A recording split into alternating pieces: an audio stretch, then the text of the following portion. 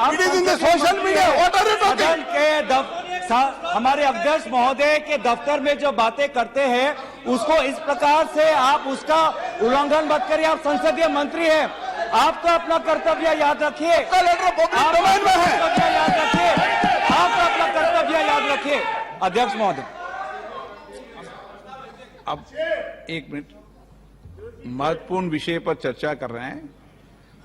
कोई भी ऐसा, हम इस सदन की गरिमा के अनुसार बोले, सदन की परंपराओं के अनुसार बोले। अविश्वास प्रस्ताव एक गंभीर प्रस्ताव है, तो मेरा सभी सदस्यों से आग्रह है कि वह चर्चा को गंभीरता से करे तो उचित रहेगा। गौरव गोगोई जी। अध्यक्ष महोदय, मैं इस प्रस्ताव को आपके समक्ष रखता हूं और आपकी अनुमति की अपेक्षा करता हूं कि मैं अपना वक्तव्य रखूं। अध्यक्ष महोदय, मैं सबसे पहले आपका आभार प्रकट करता हूं कि आपने इंडिया अलायंस के इस अविश्वास प्रस्ताव को आपने स्वीकार किया।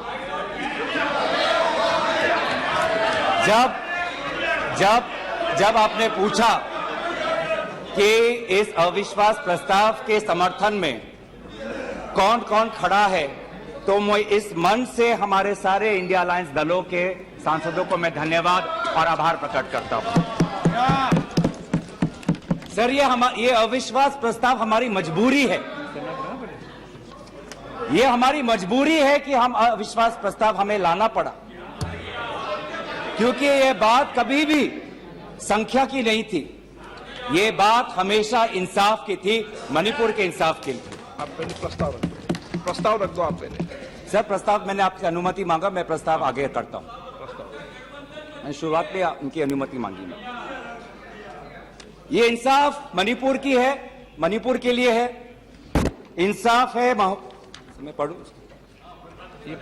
महोदय, मैं निम्नलिखित प्रस्ताव पेश करता हूं कि ये सभा मंत्री परिषद में विश्वास का भाव व्यक्त करती है। सर, अध्यक्ष महोदय, ये अविश्वास प्रस्ताव मणिपुर के लिए हम लाए हैं, इंडिया अलायंस, क्योंकि मणिपुर आज इंसाफ मांगता है। मणिपुर का युवा इंसाफ मांगता है, मणिपुर की बेटी इंसाफ मांगती है, मणिपुर के किसान इंसाफ मांगते हैं, मणिपुर के छात्र इंसाफ मांगते हैं। और मार्टिन लूथर किंग ने कहा है, मार्टिन लूथर किंग ने कहा है कि अगर कहीं भी नाइंसाफी हो तो वो हर जगह के लिए इंसाफ का खतरा बन सकता है। Injustice anywhere is a threat to justice everywhere. तो ये जो घटनाएं मणिपुर में हो रही है, इसको ये हम ना समझे कि उत्तर पूर्वांचल के किसी कोने में हो रहा है, ये भारत में हो रहा है। सर, अगर मणिपुर जल रहा है तो भारत जल रहा है। अगर मणिपुर में आग लगी है तो भारत में आग लगी है। अगर मणिपुर विभाजित हुआ है तो भारत विभाजित हुआ है। तो आज हम सिर्फ मणिपुर की बात नहीं कर रहे, हम भारत की बात कर रहे हैं। सर, हमारी मांग स्पष्ट थी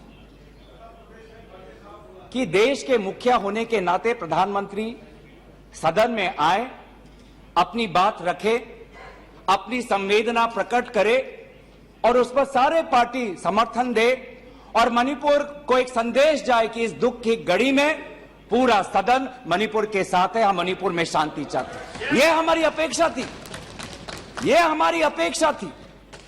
लेकिन अफसोस की बात है कि ऐसा नहीं हुआ। प्रधानमंत्री महोदय ने एक मौन व्रत लिया कि सदन में ना लोकसभा में कुछ बोलेंगे, ना राज्यसभा में कुछ बोलेंगे। और इसीलिए अध्यक्ष महोदय, ये नौबत आनी पड़ी कि हम अविश्वास प्रस्ताव के द्वारा प्रधानमंत्री मोदी जी का मौन व्रत हम तोड़ना चाहते हैं। सर, साफ साफ 3 सवाल है प्रधानमंत्री महोदय से। सवाल पहला कि आज तक वो मणिपुर क्यों नहीं गए? राहुल जी गए, इंडिया अलायंस के विभिन्न पार्टीज गए, गृह मंत्री जी गए, एमओएस होम गए, पर देश के मुखिया होने के नाते प्रधानमंत्री मोदी जी क्यों नहीं गए? यह है सवाल पहला। सवाल दूसरा कि लगभग 80 दिन क्यों लगे प्रधानमंत्री मोदी जी को मणिपुर पे कुछ बोलने के लिए, और जब बोले तो सिर्फ 30 सेकंड के लिए बोले, और उसके पश्चात आज तक भी प्रधानमंत्री मोदी जी की तरफ से ना कोई संवेदना का शब्द, ना कोई शांति की याचना। मंत्री मंडल बोल रहे हैं कि हम बोलेंगे, हम बोलेंगे। आप बोलें, आपको किसी ने नहीं रोका, लेकिन प्रधानमंत्री मोदी जी एक प्रधानमंत्री होने के नाते उनके शब्दों में जो महत्व है वो किसी मंत्री के शब्दों में नहीं है। माफ कीजिएगा, प्रधानमंत्री मोदी जी अगर प्रधानमंत्री होने के नाते एक शांति की पहल करें, उस कदम में जो ताकत है वो किसी मंत्री या किसी सांसद में वो ताकत नहीं है, एक प्रधानमंत्री होने के नाते। सवाल हमारा तीसरा कि प्रधानमंत्री जी ने आज तक मणिपुर के मुख्यमंत्री को बर्खास्त क्यों नहीं किया? आपने गुजरात में जब निर्वाचन आए, गुजरात में जब आपको अपनी राजनीति करनी थी तो गुजरात में मुख्यमंत्री बदल दिए, एक बार नहीं 2 बार। उत्तराखंड में निर्वाचन आ रहे थे तो उत्तराखंड में 1 बार, 2 बार, 3 बार, 4 बार शायद आपने मुख्यमंत्री बदल किए। त्रिपुरा में निर्वाचन आए तो त्रिपुरा में भी आपने निर्वाचन आपने से पहले आप मुख्यमंत्री को बदला। मणिपुर के मुख्यमंत्री में ऐसा क्या आपने विशेष आपका आशीर्वाद आप दे रहे हैं जिन्होंने खुद कबूल किया है कि आज मेरे कारण एक इंटेलिजेंस फेलियर हुआ है? ये 3 सवाल हैं सर, और शायद इन 3 सवालों का 3 उत्तर भी है। प्रधानमंत्री मोदी जी मणिपुर पर क्यों मौन हैं? शायद उस प्रश्न का उत्तर भी 3 है। पहला उत्तर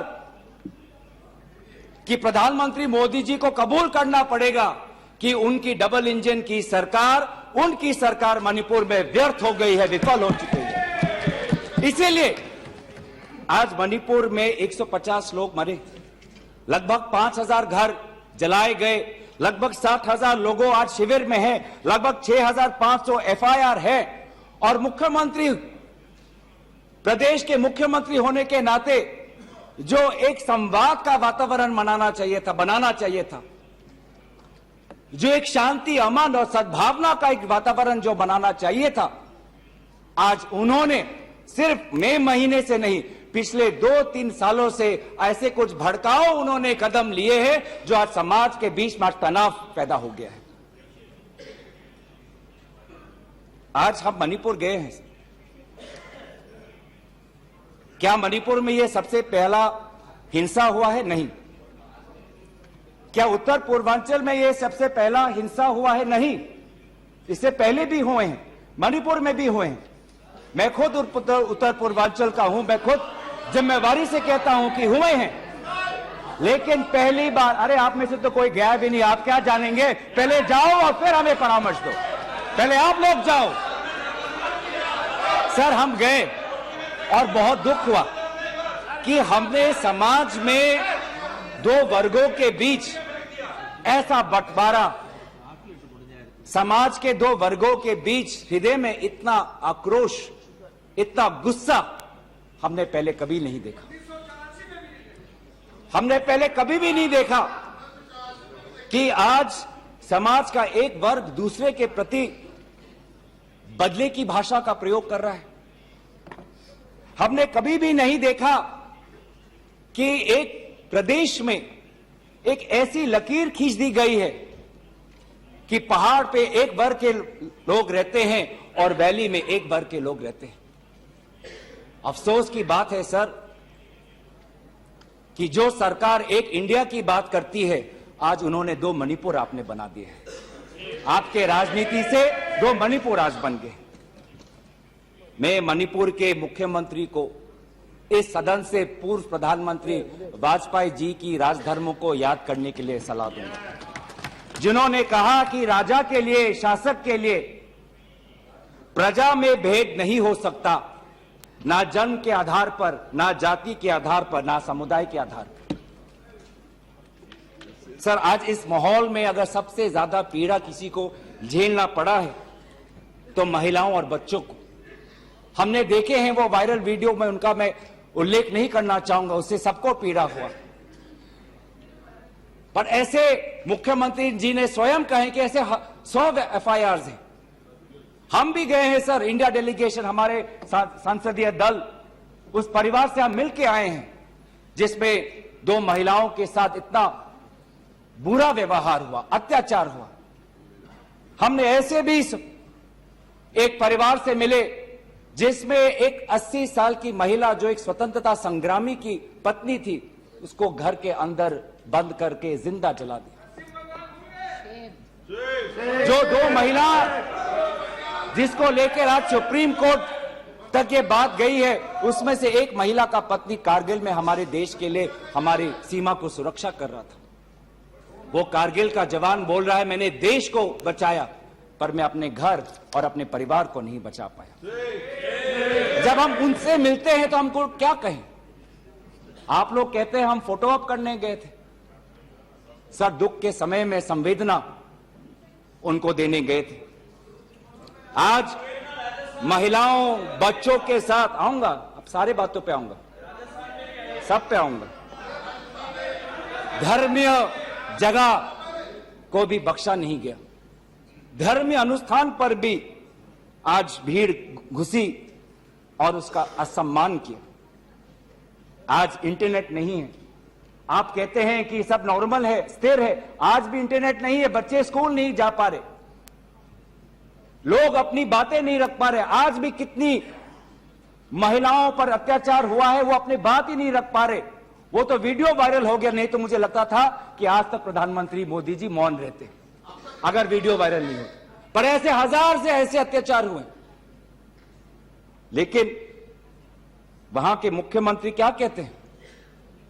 अभी ड्रग्स के ऊपर वो बोलते हैं कि ये सब ड्रग्स के लिए हुआ है।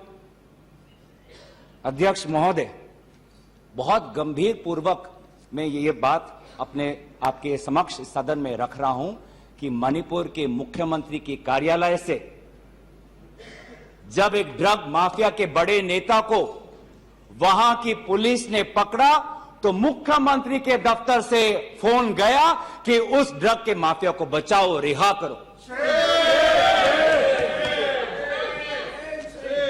और वो ड्रग का माफिया कौन था?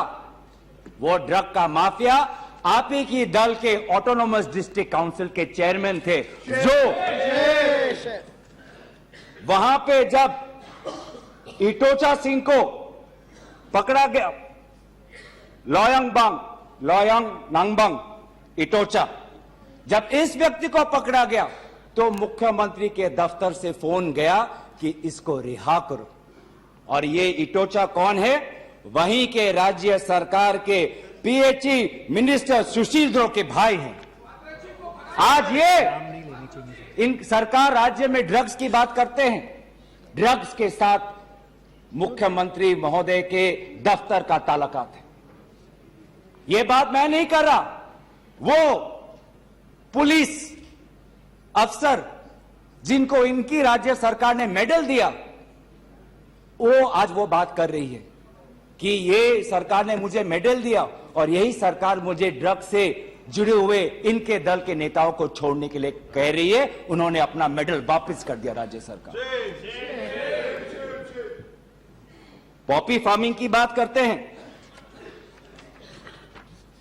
आज आपका ही narcotics and affairs of border NAB ये कहता है the scale of poppy plantation in Manipur has spread across 15,400 acres of land in the hills between 2017 and 2023। 2017 में आपकी सरकार आई थी।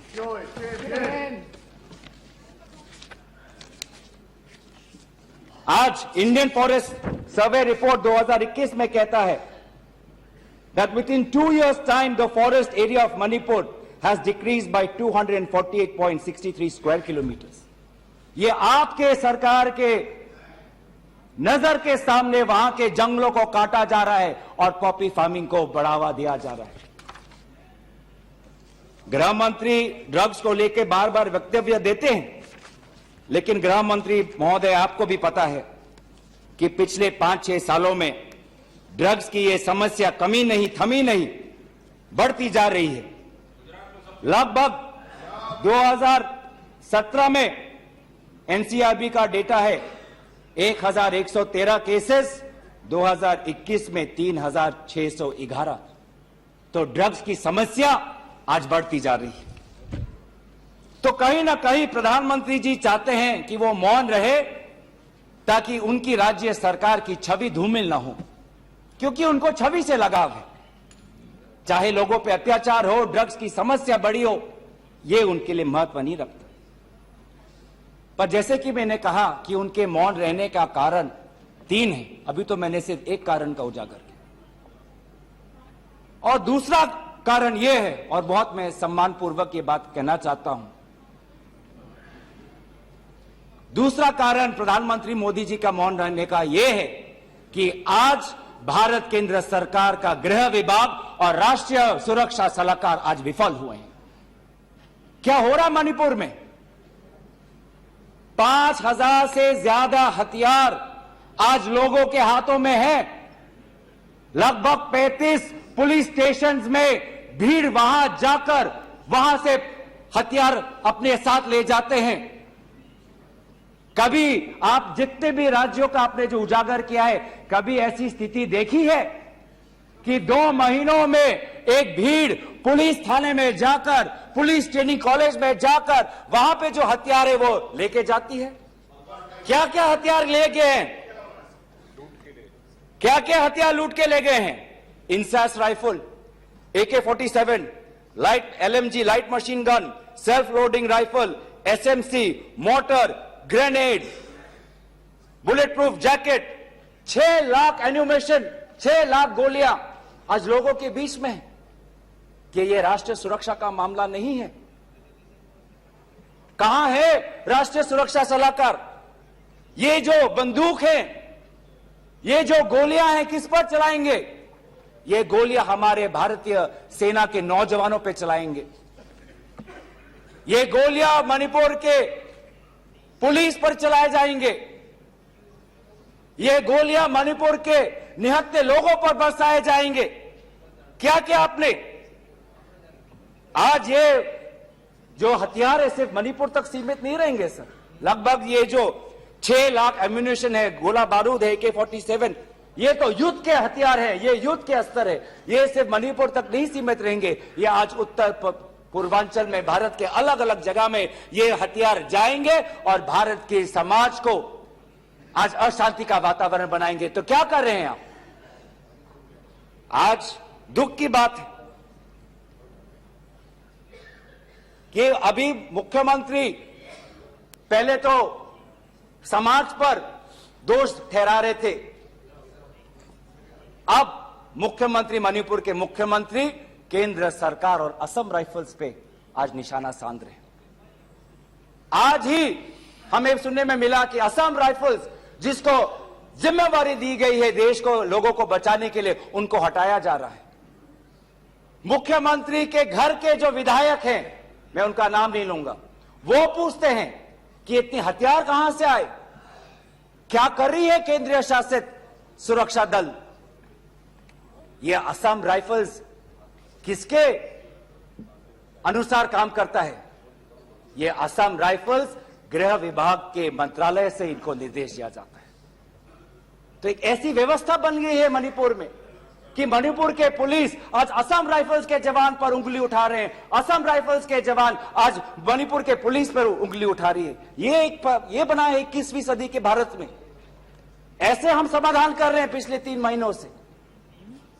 आज सुप्रीम कोर्ट ने जो जांच कमेटी बैठाई, उससे साफ साफ साबित होता है कि सुप्रीम कोर्ट ने भी आज केंद्र सरकार और राज्य सरकार के जो काम है उसको स्वीकार नहीं किया है।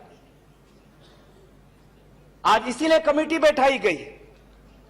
मैं पूछना चाहूंगा कि गृह मंत्री, आपने एक 51 मेंबर्स का कमेटी बैठाया, कितने बार वो कमेटी बैठी? आप 3 दिन थे, आप वहां पे गए, 51 आपने एक पीस कमेटी बैठाई, अच्छी बात है, लेकिन वो कमेटी आज तक असफल रही। गृह मंत्री ने कहा कि मैं 15 दिन बाद में आऊंगा, पर गृह मंत्री 15 दिन हो गए हैं पर मणिपुर में दिखाई नहीं दिए। जब एक suspended insurgency group UKLF United Kuki Liberation Front का चेयरमैन एसएस हाउके लीगल बयान में, एफिडेविट में यह बात कहता है कि भाजपा ने 2017 और 2019 के निर्वाचन में एक उग्रपंथी संगठन का उन्होंने सहयोग लिया, एक लीगल एफिडेविट में यह बात लिखा है। यह है इनका राष्ट्रवाद, यह है इनका राष्ट्रवाद, जो राष्ट्रवाद देश की अखंडता को आज सत्य के दांव पे आज भूल चुका है। यह राष्ट्रवाद है कि जो आज देश की अखंडता के साथ खिलवाड़ कर रहा है। आज उत्तर पूर्वांचल में आपके बड़े बड़े जो भी बातें हैं सारे अभी तक नाकाम रहे। एनआरसी की बात करते हैं, आज तक एनआरसी असम में लागू नहीं हुआ। सीएए की बात करते हैं, ऐसा एक माहौल वहां पे हुआ कि पूर्व जापान के प्रधानमंत्री असम नहीं जा पाए। नागा पीस फ्रेमवर्क 8 साल हो गए, अभी तक हमने नहीं देखा कि ये नागा पीस फ्रेमवर्क में हुआ क्या है। गृह मंत्री आज नागा विधायक से अलग से मिलते हैं, मणिपुर के से आए हुए कुकी विधायक से अलग से मिलते हैं। क्यों नहीं आप सबको एक साथ मिलकर बुलाएं और शांति की अपेक्षा करें? ये अलग अलग मीटिंग क्यों? ऐसे उत्तर पूर्वांचल की समस्या नहीं सुलझेगी कि अगर आप समाज, जाति, धर्म के आधार पर बंटवारा करें। आपको साथ में लेना पड़ेगा।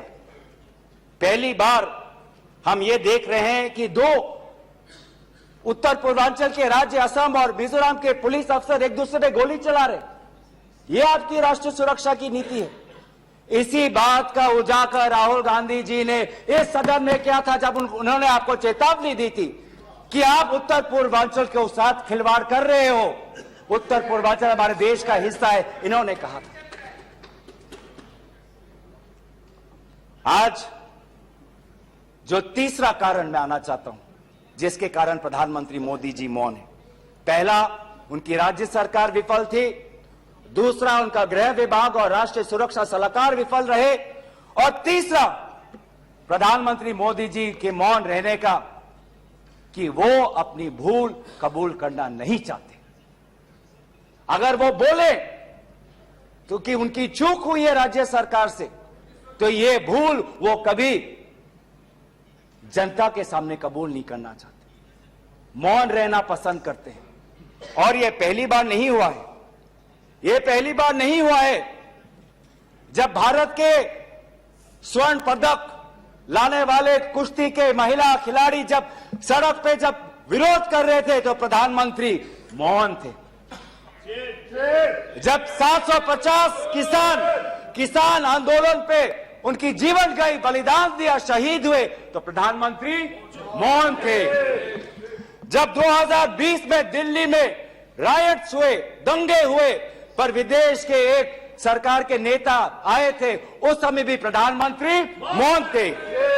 जब अडानी पर इसी सदन में राहुल गांधी जी ने प्रधानमंत्री मोदी जी से सवाल किया कि कितने बार अडानी जी एक विशेष कंपनी को प्रधानमंत्री के साथ जाने पर उनको सुविधा हुआ, तो प्रधानमंत्री मोदी जी मौन थे।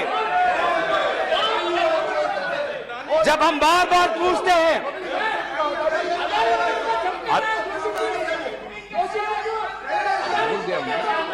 सर,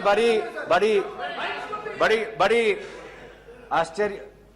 आश्चर्य की बात है कि सर कि अभी तक मैंने प्रधानमंत्री का नाम लिया, अभी तक मैंने मुख्यमंत्री का नाम लिया, अभी तक मैंने गृह मंत्री का नाम लिया, अभी तक उनकी तरफ से विरोध नहीं आया, लेकिन जब एक विशेष कंपनी के मालिक का नाम लिया तो ये सारे मंत्री और सांसद खड़े हो गए।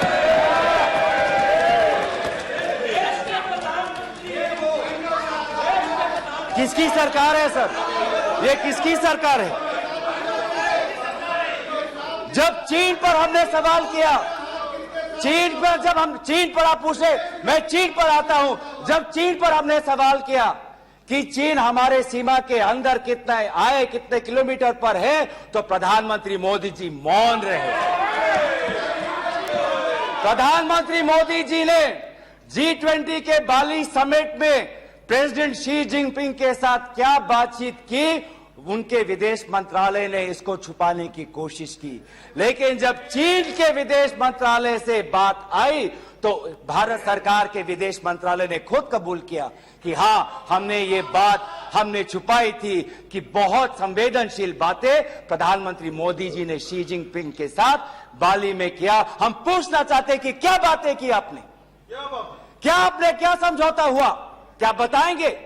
विदेश मंत्री ने कुछ दिन पहले हम सबके समक्ष एक स्टेटमेंट रखा, पर उस स्टेटमेंट पर भी बाली में प्रधानमंत्री मोदी जी और प्रेसिडेंट राष्ट्रपति शी जिनपिंग के बीच में क्या बात हुई, इन्होंने उजागर नहीं किया। आप चीन की बात करते हैं, आप चीन की बात करते हैं, तो प्रधानमंत्री मोदी जी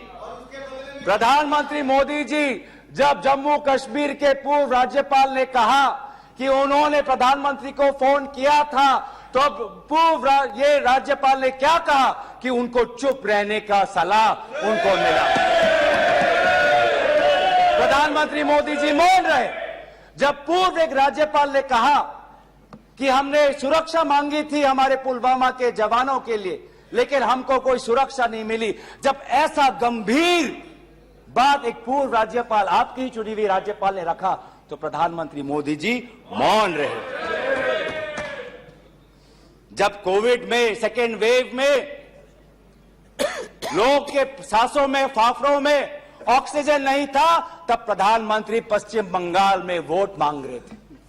जब मणिपुर में महिलाओं पर अत्याचार हो रहा था, तो प्रधानमंत्री जी कर्नाटक में वोट मांग रहे थे। ये कैसा राष्ट्रवाद है? यह कैसा राष्ट्रवाद है जो देश से ऊपर अपने सत्ता को ज्यादा महत्व देता है? इस देश के इतिहास में हमने दूसरे प्रधानमंत्री भी देखे हैं।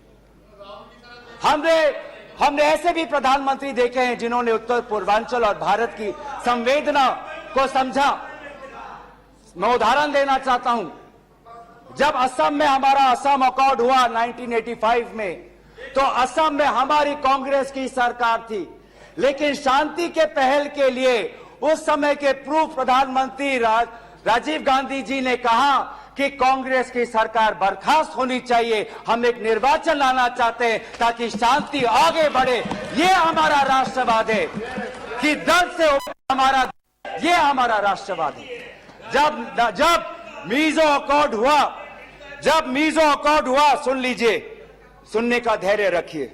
जब मीजो अकॉर्ड हुआ 1986 में, तो मिजोरम में हमारी सरकार थी, लेकिन राजीव गांधी जी ने लालडेंगा जी के साथ समझौता करके मीजो अकॉर्ड उन्होंने स्थापना किया 1986 में, और वहां के पूर्व लालडेंगा जी मिजोरम के इंटरिम गवर्नमेंट के मुख्यमंत्री बने। और निर्वाचन यह है कि हमें सत्ता नहीं, हमें शांति चाहिए उत्तर पूर्वांचल में।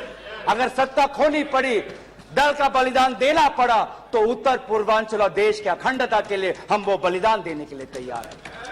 सोनिया जी को याद होगा, जब मीजो अकॉर्ड हुआ उसके अगले ही दिन राजीव गांधी जी और सोनिया जी मिजोरम गए थे, आइजवाल गए थे, और जगह जगह पर लोगों ने इन दोनों का स्वागत किया और उन्होंने कहा, स्वागत राजीव गांधी जी, वेलकम राजीव गांधी जी, आप शांति के प्रतीक हो। ऐसा पहल प्रधानमंत्री मोदी जी मणिपुर में क्यों नहीं करते? हम उनका समर्थन करेंगे। इस सदन में जब 2012 में असम में कोकराझार में जब हिंसा हुआ, तो इस सदन में, लोकसभा में, राज्यसभा में हमारे पहले प्रधानमंत्री डॉक्टर मनमोहन सिंह जी ने इस सदन में उन्होंने बात रखी। जब कोकराझार में जब हिंसा हुआ, तो उसके 7 दिन बाद प्रधानमंत्री मनमोहन सिंह जी वहां पर गए और उन्होंने कहा, क्या कहा? उन्होंने कहा असम में जाकर, we are one people, we are one nation, we must live together as such, we must restore peace and calm throughout the area. ऐसी बातें प्रधानमंत्री मोदी जी क्यों नहीं करते? चलिए मेरे दल का नहीं, मैं आपके दल का उदाहरण देता हूं। जब 2002 में गुजरात में जब दंगे हुए तो उस समय के प्रधानमंत्री वाजपेयी जी गुजरात गए थे, शाह आलम के वो रेफ्यूजी कैंप में गए थे। तो सीधा सीधा सर मैं प्रधानमंत्री जी से तीन में हमारी याचना है, तीन हमारे याचना है। याचना एक कि वो सदन में आकर अपनी बात रखे, लोकसभा में आए और राज्यसभा में भी जाएं, लोकसभा में भी आए और राज्यसभा में भी जाए। हमारी याचना दूसरा कि वो मणिपुर जाए और पूरे पार्टी को लेके जाए। ये बात हमने सदन के प्रारंभ होने से भी पहले कहा था कि अगर प्रधानमंत्री पूरा मणिपुर को में एक ऑल पार्टी डेलीगेशन लेके जाएंगे तो हम सब उसमें शामिल होंगे।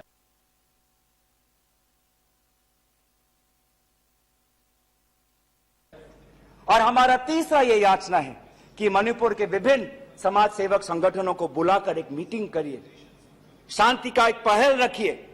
लेकिन प्रधानमंत्री क्या कर रहे हैं?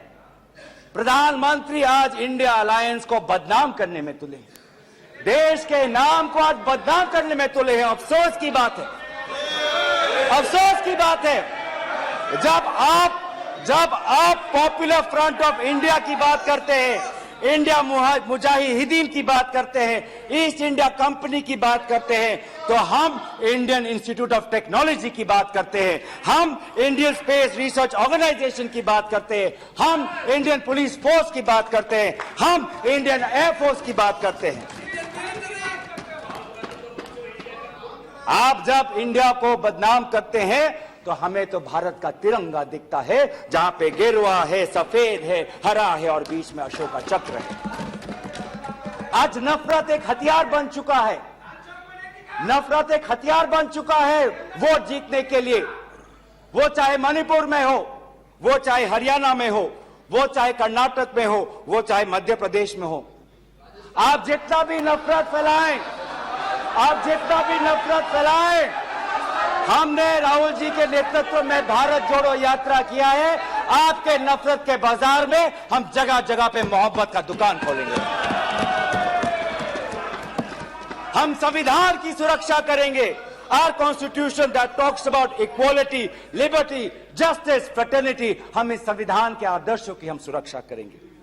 आप पूंजीपतियों का विकास चाहते हैं, सबका विकास कहते हैं, लेकिन करते हैं पूंजीपतियों का विकास, और वो भी सिर्फ 6 पूंजीपतियों का। आज भारत में एक ऐसा हमने व्यवस्था देखा है कि 6 कंपनियों के पास आज 25% पोर्ट है, 45% सीमेंट प्रोडक्शन है, 33% स्टील प्रोडक्शन है, 60% टेलीकॉम प्रोडक्शन है, 45% कोल प्रोडक्शन है। यह है आपका विकास का मॉडल, यह है आपका विकास का मॉडल। मैं उस कंपनी का नाम नहीं लूंगा जिससे आप उत्तेजित हो जाते हैं, लेकिन दूसरे कंपनी को तो नाम ले सकता हूं। ये कैसा प्रक्रिया है सर? ये कैसा कॉम्पिटेटिव इकोनॉमी बना रहे हैं? जब अप्रैल 2030 में श्री सीमेंट संघी इंडस्ट्रीज को खरीदना चाहता है तो जून में ही श्री सीमेंट पर आईटी का डिपार्टमेंट का रेड होता है, और जुलाई 2023 में श्री सीमेंट एक्विजिशन से बाहर निकलता है, और अगस्त में अडानी का अंबुजा सीमेंट संघी इंडस्ट्री का। ये इकोनॉमी बना रहे हैं, ऐसा इकोनॉमी आप बनाएंगे? हम चाहते हैं पूंजीपतियों का विकास नहीं, हम चाहते हैं कि किसान का विकास हो जिससे राहुल जी मिले हैं। हम चाहते हैं वो मैकेनिक का विकास हो जिससे राहुल जी मिले हैं। हम चाहते हैं वो फैक्ट्री वर्कर का विकास हो जिससे हमारे पास आते हैं वो स्मॉल बिजनेस, वो ट्रेडर्स जो हमारे पास आते हैं, हम उनका विकास चाहते हैं। आप गरीबों की बात करते हैं, आपने गरीबों के साथ विश्वासघात किया है। आज टमाटर 2050 केजी में, पेट्रोल 102 लीटर का, एलपीजी 1200 रुपए सिलेंडर का, मिल्क आज दूध के दाम पे।